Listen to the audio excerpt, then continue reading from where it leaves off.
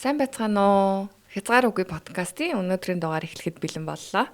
Өнөөдрийн дугаараараа бид бүхэн үүсгэн байгуулагч нарт тулгардаг асуудлууд анх ер нь компани үүсгэн байгуулад эхлэхэд санхүү болон хүний нөөц маркетингийн асуудал, дээрэс нь хэрэглэгчийн соёл, зан төлөвийн асуудал гэх мэтчлэн асуудлууд маш ихээр тулгардаг. Тэгээ энэ талаар ярилцах болно. Тэгээ өнөөдрийн зочин маань C-Mall үндэсний хувьцыг орчин үеийн хэрэглээнд тохируулан бусдаас онцлогтой уралж хэрэглэгчдэд хүргэж байгаа цалман маань оролцож байгаа. Тэгээ та бүхэн яг мэдж байгаа бах тий. Өвөл ингээд яг дээлийг анх ийм зузаан гой орчин үеийн хэлбэрт шилжүүлээд бүх хүмүүс баг өвөл болохоор тэр дээлийг худалдаж авдаг болсон. Тийм трендийг анх үүсгэж гарч ирсэн цалман маань байгаа. За тэгээ бидний өнөөдрийн урилгыг хүлээж авч хүрэлцэн ирсэн цалмандаа баярлалаа. Баярлалаа, урьсанд баярлалаа. Ингэж ярьд юм бэлээ гэж. Тийм би одоо бас нэг олон яриа ингэж өгч байгаагүй. Тийм болохоор миний яриан дээрээс ч гэснээр би өөртөө байгаа туршлагуудыг л ямар ч байсан жоохон ингэж илүү төлхөө ярина. Тэгээд авах гээхийн ухаанаар хандаад авахын аваад хайхын хаяад хүн хүний нөө бизнесийн процесс нь шал өөрчлөлттэй тохиолдох зүйл. Тийм болохоор тэгээд авах гээхийн ухаанаар хандаарай гэж. Яа сонсогчдоос. Аллаа гэдэг. Манай сонсогчд цалманг маань бас айгу сайн мэдж байгаа ах яг нөгөө брендингээ өөрөө таниулж гарч ирсэн байгаа тий. Тэгээд ер нь бол яг анх эхлээд захиалга аавн, материал дизайнаа өөрөө гаргана ингээд бүх зүйлд ингээ өөрөө явдаг байсан тэр үе 8 жилийн өмнө тий. Тэгэхэд одоогийн цалман ингээд өөрийн бага бүрдүүлээд компани соёлоо бий болгоод өөрөө гүйцэтгэх захирлын ажлыг хийгээд ингээд явж байхад тухайн үеийн мэдрэмж, одоогийн мэдрэмж ямар ялгаанууд байгаа вэ? Яг тухайн үед мэдээж нүг 8 жилийн өмнө тэгээд хамгийн анх удаага эхэлж байгаа зүйл ямар ч нөгөө юм туршлагагүй, мэдгүй зүйл маш их ялангуяа санхүү, маркетинг, бизнес юу гэдгийг те би зүгээр энэ зүйлийг борлуулж чадах юм шиг байна гэдэг нэг ганцхан бодол дээрээс айгүй олон ингээд зүйл рүү бүх мэдгүй салбар руу яг ганцхан өөрөө дайрч орж байгаа байхгүй. Тэгэхээр өнөөдөр 8 жилийн дараа гэхэд одоо ч гэсэндээ би яг суралцаад явж байна. Алдаатай, оноотой, онцтой юм арай их байна. Тэ алдсан зүйл ч гэсэн маш их байна. Тэгээд тэгэхэд одоо ч гэсэн суралцаад явхад арай нэг за энэ бол нэг ингэдэг дээ. Хувь хүнийхээ хувьд бол нэг арай өөрөө тогтворчж эхэлж байгаа. Бусад зүйлийн тал дээр бол арай нэг жоохон туршлагажж эхэлж байгаа. Энэ үе дээр л явж байна. Анх тэгээ тухайн үед ямар асуудлууд тулгарч исэн бэ? Одоо ингээл компани байгуулалт эхлэнгүүт хамгийн түрүүнд одоо санхүүгийн эхлэн бодох бүртгэлийн асуудал гэж ер нь эхлэн шүү дээ. Гэхдээ би болохоор анх нүг шууд юм одоо эргэлтийн хөрөнгө оруулалттай ч юм уу те санхүүжилттэй ч юм уу эхлэегүй. Хамгийн одоо миний онцлог нь гэх юм бол ёстой нөгөө 20,000 төгрөгийг 40,000 төгрөг 40,000 төгрөгийг 80,000 төгрөг 2 бараг 8 бараг ингээд нэг 10 бараа болгоод маш багаар одоо энэ цомоо молоо брендийн суурийг тоосхын нэг ширхгээр нь үрж явсан байхгүй удаан хугацаанд. Тэгэхээр тэр үед анх тулгарч исэн хамгийн эхлээд ерөөсөө нөгөө бодоогүй байтал ийм асуудал гарч ирж байгаа. Тэр үед болохоор ийм байхгүй юу? Одоо нөгөө санхүү хариуцсан одоо ажилтан авах тий магадгүй нөгөө нэг энэ ойдолчдын дарааллыг одоо массын ойдолч гэдэг юм уу тий энэ одоо зохицуултыг хийх ойлголт байхгүй ямар ч ойлголт байхгүй за нөгөө санхүү авъя одоо энэ ойлголтыг нэг компани дээрээ зохицуулт хийя гэхлээр мэдээж нөгөө анх эхэлж байгаа бизнес чинь санхүү байхгүй мөнгө байхгүй тий хүн болгон цалинжуулаад төлбөрийн төлөөд ингээд явах боломж байхгүй байгаад шүү дээ. Тэгэхээр бүх юмыг өөрөө тулсан. Одоо өнөөдөр ч гэсэндээ өөрөө л явж байгаа. Өөрөө санхүүгээр санхүү. Ер нь бол тийм. Мэдээж алдж байгаа юм маш их байгаа. Би сайн мэдэхгүй байгаа. Гэхдээ өнөөдрийг хүртэл бол бас л ихэнх одоо ч гэсэндээ материалаа авах энэ их ажлыг өөрөө л зохицуулж явж байгаа. Тэгээд яг гарааны бизнес хуваараа юм хийх гэдгийн онцлог нь нэг талаасаа энэ ах маш их үүрэг хариуцлага юмыг өөрөө л үүрч явж идэг. Одоо нягтлан бодогч компанид авах ч юм уу те за нэг менежер авъя. За нэг юу гэх юм борлуулалтын маркетингийн ажилтаа авъя ч гэдэг юм уу. Энэ болгон дээр зардал гаргахлаар бүтээгдэхүүнүүдийн өртгөн өсөд идэг. Тэгэхээр энэ бүтээгдэхүүн өртөг өсөд маах ингээд тавьчих гэхлээр зах зээлийн ханш нь хэд байгаа илээ хэрэглэгч нарын худалдаа авах чадвар нь хэр байгаа илээ манай одоо хэрэглэгч нартай хандж байгаа тэр үнийн өртөг тэг нэг юм одоо хүмүүст хүрсэн одоо эднийх бас гоё загвар хэрнээсээ гайгүй үнэтэй ч гэдэг юм уу тий хүрсэн одоо энэ ойлголт нь юу байгаа лээ. Энэ болгоныг зохицуулах жоохон хэцүү. Тийм. Одоо ч гэсэн тэгэл энэ хэцүү зүйлтэй ингээл даван тулаал суралцаал байнгын суралцагч байгаа л явж байгаа шүү дээ тий. Ер нь ерөөхдөө одоо энэ яг хувцас загвар ер нь манайх дээр яг манай подкастн дээр өмнө нь өрмөн брэнд орж ирж байсан. Тэгээд яг тэр энэ асуултыг бас асуугаагүй юм байна. Ер нь энэ хувцас загварын энэ яг салбарын хүний нөөц талдаа хэр байдаг вэ? Одоо танай компани анх бол яг ганцаараа байсан уу тий? Одоо хэдүүлээ болсон би ер нь салбарынх нь хүний нөөцийн хамсдал гэж байна уу? Ер нь ямар ингээ олон жилийн хугацаанд ингээд хамт бага бүрдүүлээд хамт явсаар одоо маш чанартай цөөхөн 5 хүнтэй үлдсэн байна. Энэ одоо өнгөрсөн хугацаанд бол олон хүнтэйч байж үзсэн. Тийм. Тэгэхээр хамгийн чанартай тэгээд одоо зөв цөөхөн баг бүрдүүлэлт нь одоо гарааны бизнес дээр ч юм уу те жижиг дунд бизнес дээр хамгийн их үр дүнтэй зардлыг бууруулсан зөв оновчтой зүйл бодлого байгаа шүү дээ тий. Яг зөв. Тэгээд нөгөө ковидын өмнө анх эхэлжсэн тий. Ер нь ковидын үеийн нөлөөлөл танай компани дээр ч юм байсан уу? Одоо ингээд нөгөө дэлгүүр хаагдаад ч юм уу тий хэрэглэгчэд багасаал хүмүүс гарахаа болоод тэгэхээр энэ нөлөөлөл хэр байсан бэ? Ковид үеэр манайх ер нь урд өмнө байгаагүй хамгийн өндөр борлуулалтыг хийсэн. Тий, хамгийн сонирхолтой. Тэгээ яасан бэ гэхээр одоо яг манайх нөгөө посто тий бараа бүтээгдэхүүнүүдийн постыг буст хийхдээ ч юм уу тий айгүй нөгөө нэг цагаа олсон зөв одоо тэр үед хийсэн юм шиг байгаа. Тэгсэн чи яасан гэхээр нөгөө ковид үеэр бүх хүмүүс 300,000 төгрөг тараасан шүү дээ. Тэгсэн чи яг тэр үеэр манай пост орж таарад хүмүүс нөгөө нэг яа тийм гэртээ ингээ хөдөлთა авалт айгүй ихтэй. Тэр үеэр манайх хэдхэн хоногийн дотор байсан бүх бараагаа борлуулж дуусгаад хамгийн өндөр борлуулалтыг тэр үеэр хийж ковид үеэр ер нь манайх бас маш олон тасхыг хүрсэн байх. Айгу зөв оновчтой бодлого болсон байна шүү дээ. Тэгэхээр нөгөө нэг түрүүн бас ярьжсэн хүний нөөц гэдгийгүүд олон хүнж ажиллуулж үтсэн тий ингээд дараа нь үр бүтээмж талаасаа дээрэс нь яг чанартай ажилчид байгаад ажлын бүтээмж нь өндөр. За тэгээд бас дээрэс нь зардалд нөлөөлчихгүй. Тий одоо ингээд хүмүүсийн хөдөлгөөн авах чадвар бас аюу буураад нь штэ тий. Тэгээд мэдээж хэрэг доктортой үнэтэй байгаа брэндүүд л бас одоо ингээд жижиг брэндүүд жижиг үйлдвэрлэл эрхлэгчид бол яг тэрэн дээрээ л бодлогоос зүг гаргах хэрэгтэй болчиход байгаа тий. Энэ дээр ер нь ямар ажилчдуудаа ямар мотивацаар ч юм уу ямар урам зоригоор одоо ингээд бага бүрдүүлээд ажиллаж байгаа вэ? Яг одоо өнөөдрийг хүртэл миний энэ өнгөрүүлсэн цаг хугацаанд болохоор хамгийн их одоо өөртөө дотроо боддог юм бол ажилчдын ажлын байрыг тав тухтай байлгах гэдэг дээр илүү их анхаарсан байхгүй. Тэгээд одоо өнөөдөр болохоор би юуг ойлгож байна гэхээр за ажилчдын одоо нэг юмн дээр хитрхи төвлөрөх нь айгүй буруу юм шиг байна. Ажилчдын яг л одоо над дээр айгүй их хариуцлага байгаа шүү дээ. Би материалаа татна. Тэнд нэг борлуулалт хийх ёстой. За нөгөө одоо цалин өгөх ёстой. Миний борлуулалтын санхүү юу болж ийн бүх юм толгой дээр ингэ байд. Тэнгүүд за яг өнөөдөртөө ажилчид сэтгэл хангалуун байг. Худалдаа авагч нар бас сэтгэл хангалуун байг. Өнөөдөртөө би энийг сайн төгс хийчихье. Заавал ашиг харах гад яах юм. Тэгжээч миний тоосго бат бүх суурь нь айгүй сайн тавигдана. Үлдсэн нэг хэдэн жилийн дараах жилүүдэд болвол тэр нь миний борлуулалт, миний одоо ашиг болох юм гэдэг дээр ингээл тийм бодолтой ингээл олон жилч гэх юм ингээл яваал байсан юм шиг байна.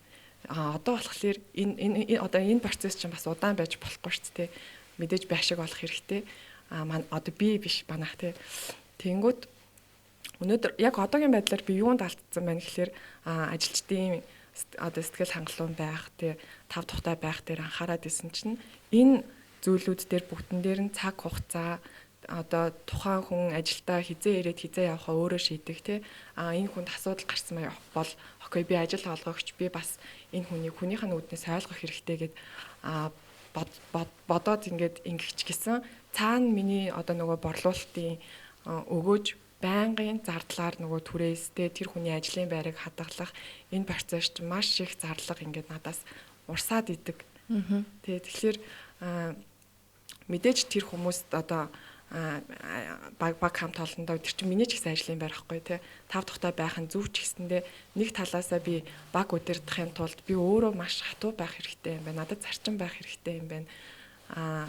Зарим тал дээр бас яг одоо юу сурж ийн гэхэлэр хүнд одоо чадахгүй үгүй гэдэг үгийг хүнд хэлнэ гэдэг чинь одоо нэг сё хүний хувьд айгуу том юм нэг суралцах ёстой бас байх ёстой зан чанар юм байна гэж одоо миний харж байгаагаар бол тэгж бодогдож байгаа. Яг нөгөө манай өмнөх дугаарууд дээр бас оролцож исэн SEO яг тэгж хэлж исэн. Нөгөө Астана Казахстанд яг очиод сургалтанд суугаад ингэсэн чинь ер нь бол SEO хүн үгүй гэж хэлж чаддаг байх хэрэгтэй. Тэр мөчөөс баг зөрүүглээд ашиг орлож ирдэг момент нь байдаг. Хэрвээ үгүй гэж хэлж чадахгүйгээр ингээд яваад ах юм бол тэр чинь ингээд эцэстээ одоо баг танай компани уналтанд хүрэх хэмжээний болно шүү. Энэ бол маш том зориг. Дээрэс нь энийг хэлж чаддаг байх хэрэгтэй гэж. Одоо яг манай брэнд дээр бас яг тийм эхлээд бол нөгөө нэг би цаг хугацаа юунд яваад байгааг ойлгохгүй хэрэглэгч нараа ерөөсөө алдахгүй тулд нөгөө юм санал болгосон бүх зүйл нь тэгье хичээя би чаднаа тэгё та тийм хүсэж байгаа бол би тэрийг хийгээд өгье гэдэг дээр бас манай маш их цаг хүн цагийн хөдөлмөр цагийн алдагдал тэр нь эргүүлээд юм бодит өртгөөр уналтанд орж идэг юм байна гэдгийг сүлд нь ойлгоод одоо манайх миний баримталж байгаа юм юу вэ гэхээр тэртээ тэрэн дээр манайх одоохондоо ийм цаг хугацааны алдагдлалд ороод идэх юм байна гэдэг тооцооллыг ойлгоод байгаа учраас манайх захиалга авахгүй. Та тэр зүйлийг хүсэж гинөө манайд энэ л байна. Би хэрэглэгч нартаа шудраг хилцэн нь илүү хин хинийхэн хувьд хүн цагийн одоо тэр энэ өртгийг барьж чадж байгаа байхгүй. Тэгээ тэрүүгээрээ ч гэсэндээ эргүүлээд энэ газар чинь одоо манайхыг нэг брэнд талаас нь нэг юм ойлгож эхэлж байгаа хэрэглэгч эднийх чинь захиалга авдаггүй. Эднийх бол ийм зарчимтай, эднийх одоо худалдаа авагч нартаа ийм зүйл зардаг, ийм зүйлийг санал болгодог. Тэгээд яг эндээ одоо бат байдгаа гэдэг. Тэр нь эргүүлээд манай брендийн онцлог бас болоод яваад ирж байгаа учраас ер нь бас заавал одоо хэрэглэгч хаан гэдэг үүднээс бүх зүйлийг окей, заавал бүх зүйлийг шийдэх гээд та бүх зүйлийг зохицуулах гад тэрэнд цаг алдах хэрэггүй юм болов уу гэж бас хараад байна. Ер нь энэ хугацаанд тэгээд нэмэлт хөрөнгө оруулалтыг ерөөсөө аваагүй. Одоо цаашаад ер нь өөрийнхөө компанийг яаж төлөвлөж харж байгаа вэ? Одоо бол нөгөө нэг юу аахгүй. Эхлээл тэгтээ ингээл манай оёдлын салбарч айгуу санаа. Ерөнхийдөө хүмүүс нөгөө нэг юм оёдлчин энийг би нарантуулаас нэг юм аваад эдний зургийг бариад тэр хүн дээр очиод тэдэн төгрөгөөр би энэ бүтээгдэхүүнийг өөрөө босгоч чадах юм байна гэдэг ойлголттой ханддаг хэрэглэгчид. Тийм учраас яг одоо бэлэн бүтээгдэхүүн зарж байгаа манай салбарынхны хувьд бол үнийн өртгийг тогтооно гэдэг маш болгоомжтой ханддаг зүйл байгаа даа. Магадгүй нэг номон дээрээс ч юм уу дөрмийнхөө хувьд та энэ бүтээгдэхүүнийг зарах гэж байгаа бол одоо ийм зардал танд борлуулалт цалин ийм бүх юм чинь 3x хэрэгтэй гэдэг нэг юм дүрэн байгаад байна шүү дээ. Энэ Монголд одоо ялангуяа манай салбарт хэрэгжихэд аюу хэцүү. Тийм. Тэгэхээр одоо тэгэл зохицуул шүү дээ. Одоо ерөөхдөө манай дээр ч гэсэндээ хүмүүс эн чинь ингээл барыг тэнцээ тэдэн төгрөг байж болох юм байлээ. Заавал танахаас авах албууч гэдэг юм уу нэг юм. Хэрэглэгчдийн нэг соёл дайралтууд маш их орж ирнэ шүү дээ. Тэгэхээр нөгөө нэг цаашид ер нь одоо компани одоо нэг тодорхой зорилго төвшүүлсэн байгаа шүү дээ тий. Тэр зорилго нь юу вэ? Тэгээд одоо нөгөө 8 жилийн өмнө анх тавьж исэн зорилгоо бол тодорхой хэмжээгээр биелүүлээд явцсан, өөрийгөө хөгжүүлсэн тийм явж байгаа ах тий. Одоо цаашид ер нь дахиад нэмж хөрөнгө оруулалт аваад ингээ гэж бодож байгаа эсвэл энэ дээрээ үндэслээд өөрөө одоо дараагийнхаа чиг юу гэдэг бүтээгдэхүүнийхээ чиглэл чиг хандлагыг өөрчилсөн ч юм уу тийм төлөвлөгөө ер нь байгаа юу? Хөрөнгө оруулалт авъя босгоё гэж бол ерөөсөө боддгоо. Яг миний зарчим юу вэ гэхэлэр чиний зарж байгаа бараа бүтээгдэхүүн чинь борлуулагдаад тэндээс чи одоо танай компани чинь дампуурахгүйгээр арай нэмэгтэйгээр явж чадчихлаа бол заавал хөрөнгө оруулалт авах хэрэг байхгүй өөр дээр нь босгож ирж байгаа чинь хамгийн одоо эрүүл эко аюулгүй энэ бизнесийн систем рүү орж байгаа гэж харж байгаа болохоор хөрөнгө оруулалт авахыг хүсдэггүй. Тийм магадгүй яг миний л зарчим штэ. Би хөрөнгө оруулалт одоо өнөөдөр борлуулалт муу байна, баг байна, миний юм зарагдахгүй байна. Тийм болохоор би тэндээс зээл аваад нэг өшөө нэг иймэрхүү эргэлт хийгээд үзчихье гэдэг юм уу. Нэгдүгээрт би тэр эрсдлээс айдаг. Хоёрдугаарт хэрвээ яг миний бизнес одоо миний одоо зарж байгаа зүйлийн цэг дээр гацчихж байгаа бол эн чинь надад өөрт аюул واخгүй миний бизнесийн өөрт тулгарч байгаа аюул учраас одоо яг өөр дээрээ босож чадахгүй байгаа нь одоо айгүй юм юу гэдгийг мэдгүй миний хувьд ингээ болохгүй гэж хардаг зүйл учраас тэгээ бас дээрэс нөгөө салбартайгаа холбоотой уялдаатай нөгөө онцлогт нь байгаа ах тий. Тэгээ заавал нөгөө хөрөнгө оруулагч авах шаардлагагүйгээр ч юм уу дээрэс нь нөгөө өөрийгөө санхүүжүүлээд явах чадамжтай бизнес өөрийгөө санхүүжүүлэх чадвартай бизнес байна гэдэг чинь хамгийн эрүүл өсөлттэй зөв өсөлттэй явж байгаа гэж хараад байгаа байхгүй.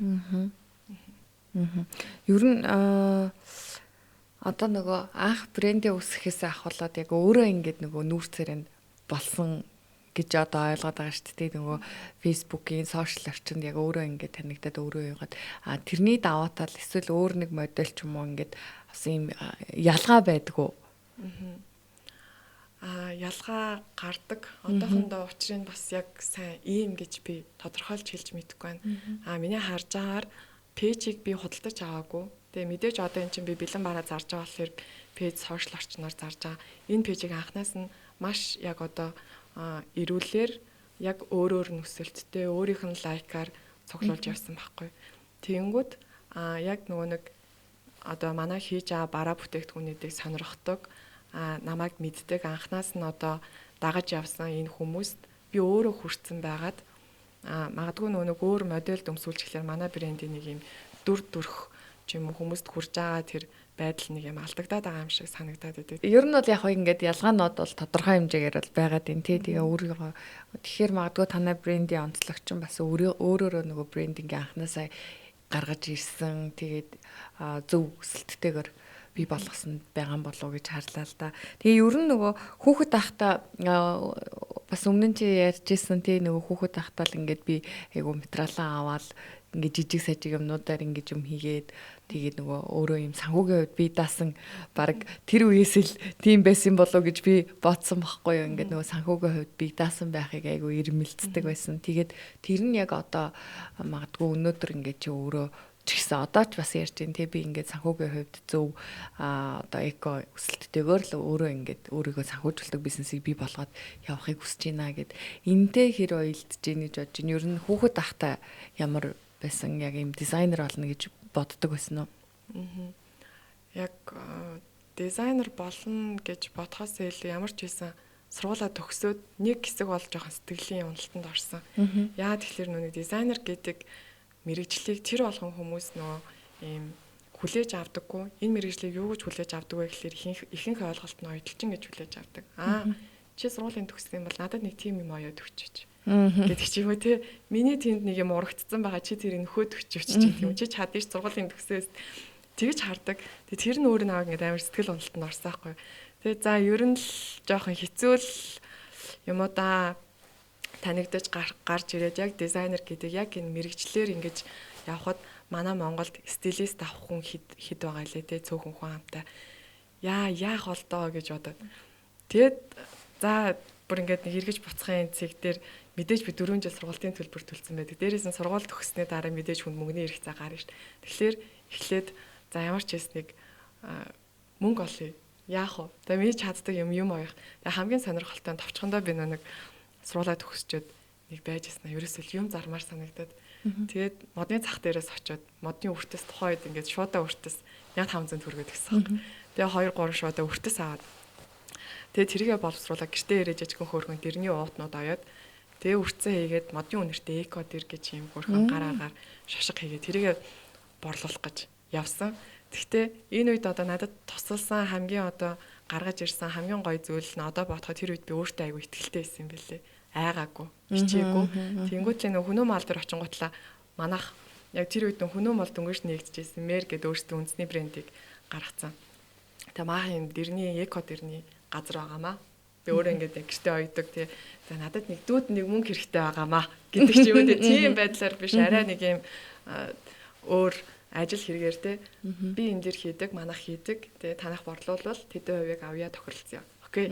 Тэгээ шууд анхны гараа хүнөө мол миний одоо байж болохгүй надад тухайд бол амар гой санагдаж байгаа юм чинь гой том мол миний хийсэн зүйл зарагдахаар боллоо гэдэг чинь эргүүлээд нөгөө мөнгө одоо ингээд тэр чин зарагдаа худалдаалагдаад ирэхлээр миний хэрэгцээг хангаж эхлээд дээрэс нь брэнд гэдэг чинь энэ юм байна. Миний эндээс гарсан зүйлийг одоо борлуулалтын тэр дүрмээр юу гэдгийг нөгөө ашигын тооцоол ингээд маржингийн үед ингээд нэмэгдээд дээрэс нь би энийгээ зарж байгаа юм байна. Эн чинь ямар гоё амттай орж ирж байгаа юм бэ? Мөнгө одоо амттай орж ирж байгаа мөнгө юм бэ гэдэг зүйлээс айгу таашаал авч эхэлж байгаа байхгүй. Тэнгүүд окей би брэнд гэдэг чинь ийм юм байна. Би энийг материалтай нийлүүлээд ингээд хүнд хүргэж зарах ёстой юм байна. Эн чинь миний чаддаг зүйл юм байна гэдгийг эндээс олж авсан байхгүй. Тэгээд тэр ингээ үргэлжилсээр өнөдөр ирсэн байна. Ямар гоё юм бэ. Тэгээ өөрийгөө айгу зоригтой ч ихэлсэн. Тэгээд айгу гоё мэдэрч яг онцлогоо олж авсан байна тий.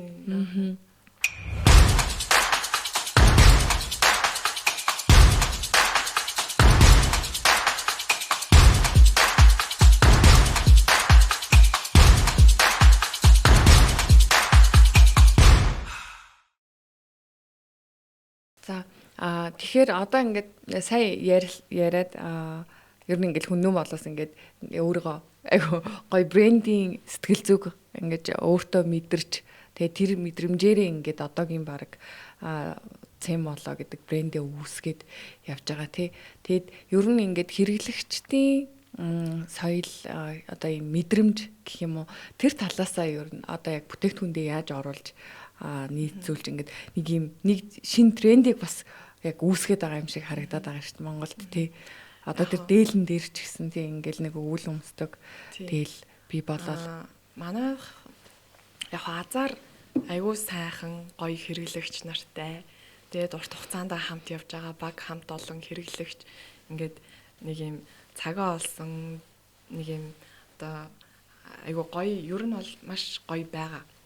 Гэхдээ яг миний ирээдүйд ч юм уу дараагийн энэ нөхцөл байдал дээр хардаг, боддог зүйл юу вэ гэхлээр одоо ингээл нэг гарааны бизнесийг дэмжих тий гарааны бизнесийнхнийг одоо ингээд бэлтгэх ч юм уу иймэрхүү одоо YouTube контент юу гэдгийг одоо ямар нэгэн дүүргээс зохион байгуулж байгаа ажлууд ч юм уу харьцангуй айгүй сайн байгаа гэж харж байгаа. Хүн болгон чи гарааны бизнес хийхэд за би нэг бизнес хийхэд юу хэрэгтэй юм бэ? Нэг ороод подкастын сонсчдаг.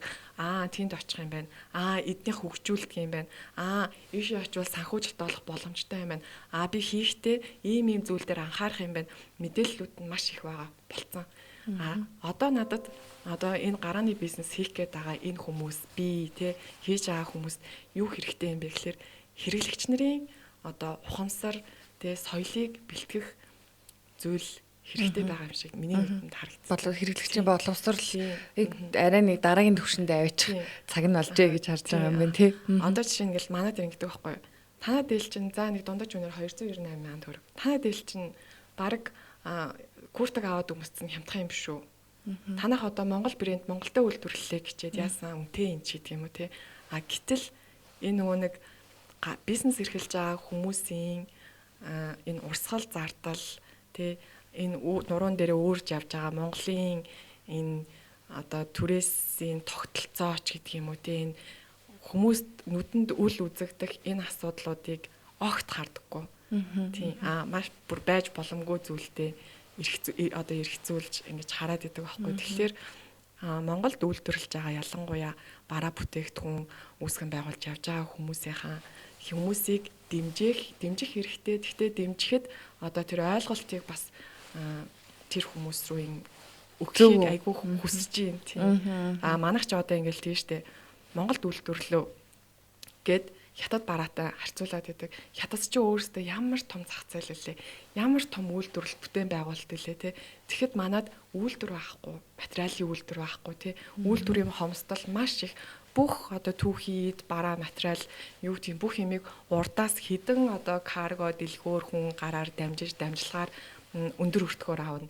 Тэрийг дээрээс нь бид нар Монголдоо монгол хүмүүсээ цалинжуулаад тий ажлын байр бэлтгээд ингээд явж байгаа одоо хүн цагийн хөдөлмөр тий цаг хугацааны одоо зарцуулалтын үнэлгээ Тэгээ түрээс манай Монгол түрээсийн үнэлгээ бүр маш өндөр улам бүрэл өсөөл байгаа шүү дээ тий. Бүр зохицуул байж боломгүй. Тэгэд ямар ч зохицуулах газар байхгүй ийм өндөр өртгүүдийг туулаад хэрэглэгч нарын гар дээр хятад бараатай харьцуулагдсан үнээр очно гэдэг нь амар тийм хэцүү, гомдолтой. Тэгэнгүүт тэрийг хүмүүс баг хятад күртэг аваад өмсцэн тий. Дэлгүүрээс ингээд аваад өмсцэн хямдхан юм шүү.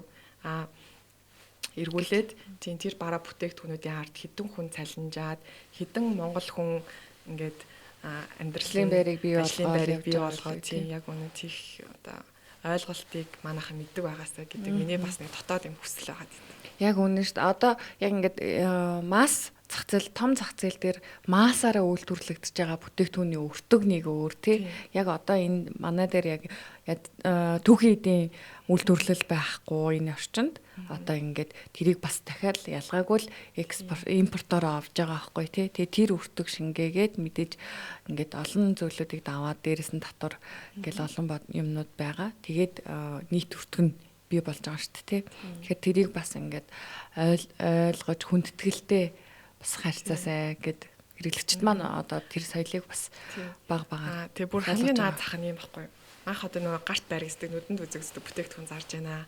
Бүх газрууд хүргэлцтэй болцсон тий. Тэнгүүт ингээл нөгөө хүмүүс чинь за би наадах чи авах гад байна. Танах юмаа зарж байгаа бол одоо яг одоо хүргэлт гаргаах. Гэл тий. Энэ бол бүр манайд өдөр болгон тулгардаг асуудал байхгүй юу? Тэгэхээр одоо энэ дэр энэ хэрэглэгч нарыг одоо би сайн мэдгүй байна. Хэрэглэгч нарыг яаж бэлтгэх ёстой юм бэ? Хэрэглэгч нарын соёлыг одоо тэр хүмүүсийн ухамсар, хандлагыг яаж өөрчлөх ёстой? Тэр одоо зүйл дээр бас бус нөгөө одоо харж байгаа бас нэг энийг ямар нэгэн байдлаар эргээр өөрчилж болно гэж харж байгаа нэг хүмүүс байгаа шүү дээ. Тэр хүмүүс маш олон болоосаа гэж хүсэж байгаа. Ер нь ингээд хахад ер нь экспортын тухай бодож ирсэн үү? Гатгшаага одоо энэ брэндээ ч юм уу тий гаргаж үзье гэж бодож байгаа юу, төлөвлөж байгаа юу? Харцангуй бас юу штэ. Одоо энэ манай дээлний зах зээл гэхлээр манай яг өөрсдийн хүн амын тоо зах зээл нь маш бага. Дээрээс нь хийж байгаа борлуулж байгаа газрууд маш их байхгүй. Тэгээ энэ газрууд яаж болж байна гэхлээр манад нөгөө адилхан үндэс ястан хэвлээ одоо өөр монголчууд ч гэдэг юм уу те бурайдууд туваачууд ч гэдэг юм уу бас харцангуй нэг зах зээл нь цаашаа байдаг бэлэн байж идэг. Тэгэхээр манай дээр гэхэд одоо өөр монголчууд бас айгүй их авч явдаг, туваачууд айгүй их авч явдаг. Тэднэр дээр бас ерөнхийдөө айгүй юу яд шүү. Бас өндөр борлуулалтыг хийж чаддаг. Тэгэхээр бас экспортын чадамж болно байгаад байна тий. Тийм. Гадагшаага яг тэр зах зээл рүү гаргал. Тийм. Зөвхөн Монгол дээлэн дээр ингэж гарч байгаа. За тэгээ нөгөө үндэсний бас агуулгыг гаргасан орчин үеийн хэлбэртэй одоо цамц байдлаар ч юм уу хантаа байдлаар ч юм уу ингээд гаргал магадгүй нөгөө эн чи яг жинхэнэ нөгөө онцлогтой бүтээгдэхүүн гарч ирж байгаа. Тэгэхээр тодорхой хэмжээгээр одоо экспортын чадамжтай байна тий. Магадгүй цаашид ингээд төлөвлөд зориод явж байгаа ах гэж ойлголоо.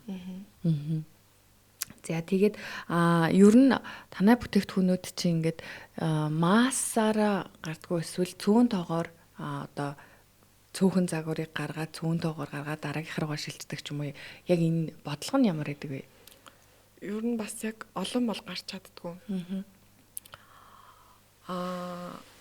Яг одоо зүгээр би өөрийнхөө алдаан дээр ярил л та тий. Яг одоогийн байдлаар миний алдаа энэ болчиход байна л та. Олон тоогоор одоо хүмүүсийнхаа нэг одоо манх болохоор нэг шууд яаж таахгүй нэг хүнээс бэлэн массаар одоо нэг дамжлагаар биш нэг хүнээс нэг бүтээгдэхүүн яг бэлэн байдлаар гардаг байхгүй. Тэгэхээр нэг цагийн алдагдлалд маш их ордог байсан юм байна. Тухайн үед би бодохдоо болохоор энэ хүн өдөрт нэг ийм хэдэн дээл гаргачлаа. Би энийг нэг 7 хоногт нэг ингээд зарчвал манайх маржингаа хийчих юм байна. Болж гин окей гэж ингээд ерөнхийдөө маш өнгөцгөн одоо өнөөдрийг хүрсэн юм байна. Одоо юу харж байгаа гэхээр тэр хугацаанд чинь миний түрээс тэ бусад хүмүүсийн бас хүн цагийн энэ цагийн үнэлгээ маш их алдагдлалд ороод яваад исэн юм байна. Тэгэхээр одоо дамжлагд орох ёстой юм байна. Одоо нөгөө бүтээгдэхүүнүүдийн одоо өнөөдөр миний гарч байгаа зарлага энд орж ирж байгаа тоо хоёр ингээд нөгөө тэнцэж гин үү гэдгийг маш сайн тооцоолох нь хамгийн чухал зүйл байсан байна гэдгийг би одоо ингээл туршлаган дээрээсээ үндэслээд ойлгож байгаа. Тэгэхээр энийг одоо анхандаа гарааны бизнес хийж байгаа хүмүүс бол энэ зүйл дээр маш сайн анхаарах хэрэгтэй юм байна. Гарч байгаа одоо өнөөдөр чи ажиллаад хараад тэ нэг юу гэдгийг нэг хүргэлтэнд юм өгөхөд маагч яг хүргэлтийн процесс бас хөрх инээдтэй шүү дээ. Яг юм төгс ийм зүйл байхгүй. Дээрээс нь байгаа л да. Гэхдээ мэдээж бид нар тийшээ гараад төгс рүү ингээд өгөхөд дахиад өндөр өртөгтэй төлбөр байхгүй. Тэр хүмүүс ч гэсэндээ бас ийм бүтээгдэхүүн хүргэлт гэдэг бүтээгдэхүүнийг зарж шүү дээ. Тэрийг худалдаж авах UB Cap-ийн хүргэлтээр өгч чадах уу? Эсвэл бол энэ хэрэглэгч тэ одоо танахаас нэг үнгүй хүргэлтээ үнгүй авчвал айгу сэтгэл хангалуун байх гэдэг нь тэ энэ процессыг шийдэх энэ бүх зүйлийн бензинийхаа төлбөрийг хүртэл та өнөөдөр бизнес хийх гэж байгаа бол тооцож тийм өртгөн дээр тооцох ёстой зүйл юм байна. Дээрэс нь та өнөөдөр юу гэдгийг би энэнийг яаж борлуулах вэ гэд бодоод за эндээс нэг ийм хүнтэй уулзаад энэ хүнээс би зөвлөгөө аваад энэ дээр нэг ийм туршлага судлаад тэгээд энийг постлчих гэдэг цаг хугацаа хүртэл үнэлгээтэй байх хэрэгтэй юм байна. Тэгжээж бизнес чи яг доктортой явна уу гэхээс биш бодит бүтээгдэхүүнээ хараад болж штий нэг 2x хийчлээ болох юм шүү гэдэг чинь энэ бол бизнес биш юм байна гэдгийг маш сайн анхаарах хэрэгтэй байна. Тэгээ ерөнхийдөө бол одоо ингээ хөрөнгө оруулалт шаардлагатай бизнес гэж байгаа те тухайн яг эхэлж байгаа бизнес дээр эсвэл яг өөрийгөө санхүүжүүлээд явах бизнес үү ямар бизнесийн модель руу орж байгаа вэ гэдгээсээ айгүй их шалтгаалаад ялангуяа одоо энэ хувцас загварын салбар руу бол магадгүй өөрийгөө санхүүжүүлээд явах боломж нь байгаа. Гэхдээ яг нөгөө инновац нь юунда байна те яг тухайн бүтээгдэхүүнийг ямар хэлбэрээр хэрэглэгчдэд хүргэх үү гэдгээсээ шалтгаалаад ингээд олон онцлогуд байгаа гэдгийг тухайн бизнес дээрээ та бүхэн маань бас маш сайн бодоорой гэдгийг цалман маань айгүй сайхан тайлбарлаж өглөө. Тэгээд одоо подкастынхаа төгсгөл манай залуучууд тий одоо яг бизнес эхлэж байгаа ч юм уу стартап эхлэж байгаа магадгүй яг өнөөдөр нэг өөрийнхөө брендийг ч юм уу эсвэл үүсгэе гэд бодож байгаа тэр залуучуудад хандаад нэг зөвлөгөө өгвөл ямар зөвлөгөө өгөх вэ? Би одоо нэг амар юм номын хэллэгээр мундаг тэгээд юм туршлагатцсан ийм байдгийг шүү гэж хэлхээсээ илүү яах вэ? Одоо хүн болгон л бүх яриан дээр бүх юм одоо ингээл ингүүл ингэх хэвээр за ер нь нэг ийм байдгийг шүү чи энэ дээр анхаараарай ч гэдэм байл шүү дээ. Би зарим талаасаа зүгээр сэтгэл зүгээл даг өөрийгөө чагна сэтгэл зүгээ даг тухайн одоо моментиг зөв болгох тэр чинь бас чиний сэтгэл зүй одоо чиний өөрийн дотоод нэг юм зүйл чинь юм хэлээ шүү дээ. Тэрийгээ сайн чагнах хэрэгтэй. Тэгэл хуваараа юм хийхлээр одоо чиний баг хамт олон чамайг ойлгох бас заавал албатай биш. Яг уу ингээл хүмүүс чи баг удирч байгаа юм чинь амар мундаг манлайлагч байх хэрэгтэй. Манлайлагч байхын тулд ийм уур чадварыг эзэмшсэн байх хэрэгтэй ч гэдэг юм ингээл хүн болгон янз янзын зөвлөгөө өгнө. Тэгээд заавал бас өөрийгөө тийм төгс олон ажлыг амжуулаад мундаг манлайлагч байх гад хичээх нэг хэрэг байхгүй. Заримдаа болвол өөрийнхөөрөө зүгээр хайрчих. Дээрэс нь хамгийн яг чамд байх ёстой чухал зүйл болвол чи өөрийнхөө сэтгэл санаа сэтгэл зүг маш тогтвортой байлгаас сурчих. Хүн хүний аманд орохгүй тэ хүн хүний одоо гомдол юу гэдгийг ямарваа нэгэн зүйлийг заавал би манлайлагч учраас би хариуцж байгаа учраас гэх тэрийг цогцуулах гад өөрөөсөө бас хитрхи хит их хичээл зүтгэлийг гаргах гад яах юм бэ? Зүгээр орчихоо тэгжэл өөрийнхоороо л байгаа л тий. Би бас яг тийм л зарчимтай тий. Тэгэл болно доо. Ямар ч байсан доктортой хамгийн гол нь юм байхгүй. Чи юм хийгээд чамайг олон хүмүүс шүүмжлэн амар олон шүүмжлэлийг тахан дээрээс нь би юу хийч вэ амар их стрессийг нэг ачааллыг өөр дээрээ хаван байраа ингээх хэрэг байдаг юм уу ингээл ийм зүйлтэй байнга тулгарна. Гэхдээ хүмүүс чамайг шүүмжлээд дээрээс нь яг хөө ингээл нөгөө хуваараа юм хийхлээр баг одоо ингээл баг удирдаад ажиллахлаар тэр дотор чи ямар ч хүн байна. Манайх ч нэг юм монголчууд чи юм шүү бүгдээрээ бие төвтэй бүгдээрээ манлайлах сонирхолтой тий тэнгуут энийг би чадж байгаа юм чинь тэгээд энэ чадаад байгаа юм чинь би чадхал юм шүү гэдэг дагаад бас орж ирдэг тий хүмүүс маш их байдаг. Энэ хандлага бас маш их байдаг. Тэгэхээр энэ олгон дээр заавал ингээд тэмцгээд хахаасаа илүү чи өнөөдөр шүүмжлүүлээд тэгээд дээрээс нь чи хийж чадж байгаа бол хүмүүс чамайг энэ айгу амархан аргаар мөнгө олоод ийн ч гэдэм үү юу гэдгийг. Тэгээ нэг иймэрхүү юмнуудыг зүгээр хай тэртээ юм хийж чадж байгаа хийгээд туулаад үдсэн хүмүүс чамайг хин бэ те чи юу шатсан бэ чи юуны ард гарсан бэ юуг даван туулсан бэ гэдгээ чи тэртээ бүгдээрээ үнэлээд мэдж байгаа чи чамд тийм одоо өрсөлдөх юу гэдгийг те ингээд нөгөө хандлага орж ирэх тусмаа чи ажиллаа маш төгс хийж байгаа юм байна гэж бодох хэрэгтэй. Би энэ бол миний зарчим. Яа тэгэхээр чи хүнд ажиллаа амархан харагдуулж чадж байна гэдэг чинь чи энэ ажлыг хамгийн сайн хийдэггүй юм байна л гэж бодож байгаа. Тэгэхээр зүгээр өөртөө ихтэй тэгэл гоё бай. Олон юмн дээр бас хийж шаналаад гарааны хүн болгон бүх подкаст юм дээр тэгж шүү дээ. Гарааны бизнес маш хэцүү, маш олон юмыг даван туулна. Бүх ачааллыг өөр төрөө аавна. Үгүй ээ чи чадж байгаа бол зүгээр энэ чиний чаддаг юм. Тэгэл гоё урсгалаараа алдахтаа алдаад окей. Зүгээр сэтгэлийн тэнхээдээ босч ирэх хэрэгтэй. Тийм хэцүү зүйл бас биш ээ л гэж хэлээ да. Яаха. Тэгээ угаасаа тэр асуудлууд бол байнга л тулгарч идэг тий зүгээр ажилтан байсан ч баг ахалж исэн ч ер нь гүцэтгэх захирлээсэн ч энэ асуудлууд бол хизээч дуусахгүй байж л идэг тий тэрийг харин хүлээж авах үнцгөө өөрийгөө бэлдээд өөрийнхөөрөө байчвал ерөөсөө илүү сэтгэл зүйн хувьд ч өвдөхгүй ингээд өвдөлтийг бас бага мэдэрнэ гэсэн үг шүү дээ тий. Яг зөв. За баярлалаа. Урилгыг мань хүлээж авч маш гоё сонирхолтой ярилцлагууд өгөөд бас яг энэ хувцас загварын ертөнцийн онцлогуудыг харуулж бас тэрнтэй оюулсан зөвлөгөөнүүдийг өгсөн Цалмандаа баярлалаа. Би илүү одоо өөрийгөө ингээ гоё ярианы баялаг гур чадвараа хөгжүүлснийхаа дараа надад уг нэг дотоод нэг юм хэлмээр байгаад одоо тэг зүйл те туулсан зүйл надад их байгаа. Тэг дараа нь бас гоё ирж ярина зөө. Тэгээрээ яриагаа дахиад өөрийгөө тэгээ магадгүй дараа жил дахиад подкаст маань явж байвал дахин урина. За урилгын маань хүлээж ирсэнд дахин баярлалаа. Тэгээд энэхүү өнөөдрийнхөө подкастаар бид бүхэн хөрөнгө оруулалт заавал салбар болгон дээр хөрөнгө оруулалт хэрэгтэй байд юм уу? Эсвэл онцлогоо даах хэрэгтэй юу? За дээрэс нь нөгөө манлайлагч тухайн одоо үүсгэн байгуулагч сэтгэл зүгээ тэ бэлдээд өөрийнхөөрөө зоригтой байх юм бол бас амжилтын ард гардыг шүү гэдгийг ярьж өгсөн Ц Моло брендийн үүсгэн байгуулагч Цалмандаа баярлалаа. За баяр таа.